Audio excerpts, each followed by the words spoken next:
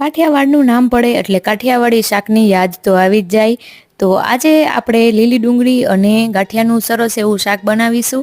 તો એક પેનમાં તેલ ગરમ કરી રાઈ જીરુંનો વઘાર કરી તેની અંદર ડુંગળી અને લસણ ઉમેરીશું. સ્વાદ પ્રમાણે મીઠું અને હળદર ઉમેરી અને જે લીલી ડુંગળીના પાન હોય છે તેને પણ એડ કરી દઈએ. તમે ઈચ્છો તો અહીંયા લીલું લસણનો પણ ઉપયોગ કરી શકો છો. હવે પાણી નાખી 5 મિનિટ સુધી ઢાંકી અને આપણે શાકને પકાવી લેવાનું છે.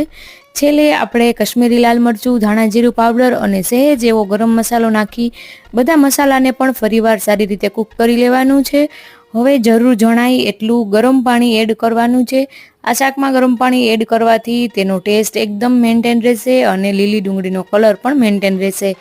હવે અડધા કપ જેટલા મેં અહીંયા ભાવનગરી ગાંઠિયા લીધા છે. તમે સેવનો પણ ઉપયોગ કરી શકો. 5 મિનિટ સુધી ઢાંકી દો તો આ શાક તમારું બનીને તૈયાર છે. કેવી લાગી રેસિપી કોમેન્ટમાં જરૂર જણાવજો.